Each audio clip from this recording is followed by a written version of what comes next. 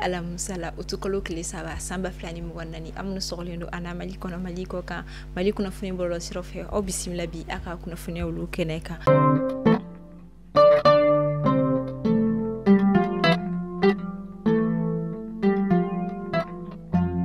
kuna funi ya damnela niye kuna funi ya dumaye kadaka kunungo shufe nege kanye muga ani sabate belen ko fani sanga binani ani woro wakati wi ikado ka fo risula ka uluka cargo woro o koni duna anga jabana konnala munu yere koni jigine ikado ka fo aéroport de Bamako konnala senu ka ulu koni fino ni cargo woro koni konnala mina chama be akono ni obetali missile anti aérien o wolon vlade koni be akono fogata se hélicoptère MiG-35 o ta ani saba fene be ala fogata se citerne sheki ma ani kado ka fo char ani drone chama fene koni be a konnala ni mbela jarle koni ye keleke mina ani kado ka fo labe mina de koni ye anga jamana France fanga koni bulu amba fo alaka anga jamana nyama koni de me jamana basigli kula akera utukalo kilifolo samba fla ani muga anani colonel Sadio Kamara ni oye anga jamana ministre de la défense et des anciens combattants ale kontara anga jamana nyama colonel Assimi Goïta ale koni nona bla femi karo ka fo Mauritanie ka olu koni fino anga jamana ministre de la défense ale kaningani sena boli koni be do ikaro ka fo Mauritanie jamana nyama kura koni siklini oye République islamique de Mauritanie son excellence Mohamed Ould Cheikh El Ghazouani ni karo ka fo la jebela jiralen koni kara centre international de conférence Al Mouratoun de Nouakchott konnala kenami koni ka anga jamana ci den kulu koni boyena kosobe ikaro ka fo ni medo jamana fulani nyogon che koni bol nyogoma ani karo ka fo uche je nyogon ya koromi koni be o sinsili okumu konnala akera alamusado nege kayeta ani kono to tebele ko feni sanga bisaba bonyango koni gawo region konnala anga jamana fintigla ka koni karo gelendine tigla mado koni faga wa kelen koni o sebe koro jogina min koni kala wa bari gawo region konnala Mali, Burkina Faso, Niger, ni jamana saba koni ministri munu koni nyeshini no muso de ani demaya okonya okoni ma kasangani farafi muso tokola do koni temeni okumu konna mi yere konna uni anga jamana France faganya ma colonel Assimi Goïta usigira ka kuma okumu konna la hukoni ye angani ata ka place tour ndo koni sigi min konna ni jamana saba muso jakulu bela jarale miseka u yere soro okonna la chukuyamina Keba bafi ni duku koni dendo koni uka duku taxi bela jirale saraka sangani campagne de sensibilisation do koni minkera comité de veille koni fe wala sa kasika ma koni kanya folke uye taxi sarale ko olu koni ka ikaro ka fo baflabe mara konna la dugu mbeni abe fo ma keba bafi ikaro ka fo oni shifina kan koni uka dugu koni taxi bela jirale sara akakuma wala ayira ka fo koni ajatebne ka fo ko ni community mambe no munu be no lute ka sika uka taxi koni sara ukama ale asara wala sa ka se ka boya masigi koni ke ayika don ka fo dugu yere koni meri koni tableau d'honneur ta ka oda maka afu akani baranyuma koni kella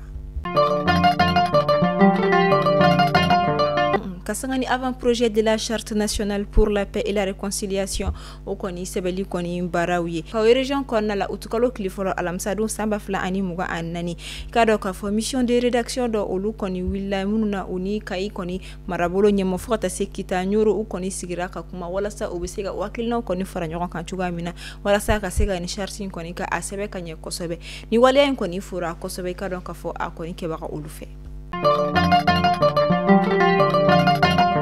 kasangani Iran jamana ka jamana nyama kurwa sigli koni nyanaje barau koni nye anga jamana nyama koni chiden kuludo koni blakata ikaro ka fo Iran jamana konna la munu yere koni nyemnele ikaro ka fo Conseil national de transition CNT o nyama fe colonel Maliki Diaw ikaro ka fo sigli nyanaje o belajaralen koni ko fe nyabana nyama kurwa akoni bora ay ikaro ka fo anga jamana nyama koni fo ka fo koni ke ikaro ka fo chiden kulu munu kon tara kuma munu ay ayira ka fo ko o bismillah kanye akoni fana jara ale ko sobe mi yere kodna aye fuli ani wali juma do takanye shi anga jamana ma anga jamana shifina ka ministry ani farikolo ɲɛnajɛ ministry ni oye ministre de la jeunesse et des sports ye ale kɔni ye ɲɔgɔndano kɔni sigi sen kan ni a bɛ fɔ ma ko concours min bɛ kɛ sababu ye Bamako commune 6 bɛɛ lajɛlen kɔnɔ ni commune min kɔni jɛra kosɛbɛ ni o bɛ wele concours de salubrité min yɛrɛ tɔgɔ dalen don quartier propre laɲini tɛ dɔ wɛrɛ walasa Bamako commune bɛɛ lajɛlen bɛ se ka jɛ cogoya min ani shifina kan bɛɛ bɛ se k'i yɛrɛ cogo min na walasa u ka commune kɔni ka jɛ walasa u ka commune kɔni ka se ka jɔyɔrɔ kɔni fɔlɔ sɔrɔ. Wabaria ni ale be gunzure kɔni commune kɔnɔna la Gao région kɔnɔna la kɛrɛnkɛrɛnnenya la ka sanga ni alamisa don tɛmɛnen utukalo tile fɔlɔ sanba 2024 nɛgɛ kanɲɛ 19 tɛmɛnen kɔfɛ ni sanga 30 wagati olu kɔni ye maa marifatigi 2 minnu yɛrɛ kɔni kun bɛ moto la olu kɔni ye ka dɔ ka fɔ binkani wɛrɛ ta ka ɲɛsin an ka jamana fam min yɛrɛ kɔnɔna u bolila ka maa kelen kɔni suto ani maa kelen kɔni jokini an ka jamana fintigilakaw ka fan fɛ maa 2 fana kɔni jokina nga an ka jamana fintigilakaw kɔni wulikajɔ kɔni sigi sen kan walasa ka se ka ni makofɔlen ninnu kɔni nɔ minɛ. Inspecteur général de police Koroni ale kɔni bɛ retraite la ni wagati na Yaya Sanga ale kɔni tun bɛ kiritigilamaw kɔni ɲɛfɛ alamisa don tɛmɛnen sanba 2024 utukalo tile fɔlɔ Bamako commune 5 tribunal kɔnɔna la a kɔni ɲangilen don ko min na sa o de ye ko a ye dankari kɛ magistrat dɔ la ka o to a ka baara kɔnɔna la a kɔni ye kumajugu ani ka dɔ ka fɔ kuma cɛjugu kɔni fɔ a ma a ɲangiro de la min yɛrɛ kɔnɔna kiriw kɛlen kɔfɛ a yirala ka fɔ a bɛna san 1 kaso de kɔni kɛ. Kesi ye Koroni ale ye madisi ye min yangilen yɛrɛ kɔni kudo ko a magara i ka dɔ ka fɔ foroba nafolo kɔnɔna walima a ye dankarikɛ foroba nafolo kɔnɔna ale ka kiiriw bɛɛ lajɛlen kɔni tigɛlen kɔfɛ a yirala ka fɔ ko a nɔ kɔni yira o la min yɛrɛ la a bɛna san 5 kɛ kaso la a tɛ bɔ wa a bɛna bɔ a bɛ miliyɔn 30 kɔni o sara fana ka danni kan.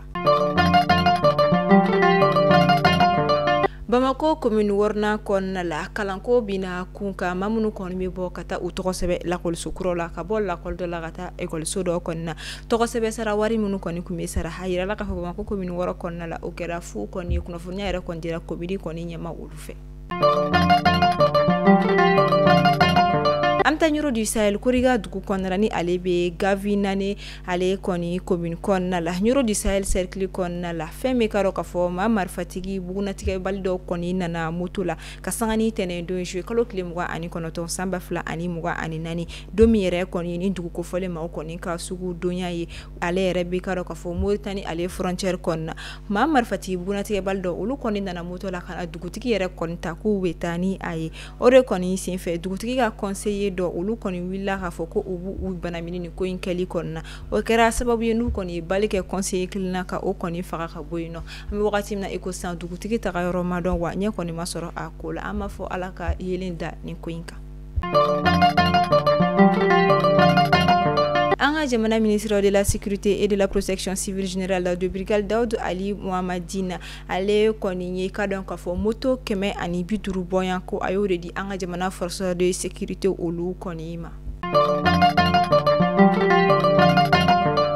Amita anga jamana marabolo shegina kɔnɔna la Kidalikaw fɛ yen nɔ ka sanga ni kunungo utukalo tile 2 sanba 2024 Kidali marabolo ɲɛmaw fintigilakaw olu de kɔni farala ɲɔgɔn kan min yɛrɛ kɔnɔna ka jɛ ka ɲɛnajɛba kɔni labɛn ka sanga ni ka dɔ ka fɔ Kidal sigiba kɔrɔ kɔni ka sigini ye kana i ka dɔ ka fɔ Kidali yɛrɛ dugu kɔnɔna la min kɛra sababu ye u ye ɲɛnajɛbaw kɔni kɛ a la wa u ye a yira ɲɛma u ka kuma kɔnɔna la ko nin kɔni na i ka dɔn ka fɔ marabolo ɲɛma bɛɛ bɛna fara ɲɔgɔn kan walasa ka se ka lakana kɔni sinsin kosɛbɛ walasa dugumaw kɔni bɛ se ka u ka sigi kɔni kɛ lafiya la ni kɛra ɲɛnajɛba ye ka dɔ ka fɔ ni maaw olu kɔni bolo minnu seginna ka na u sigiyɔrɔ kɔrɔ la ani ka dɔ ka fɔ jamana marabolo ɲɛmaw.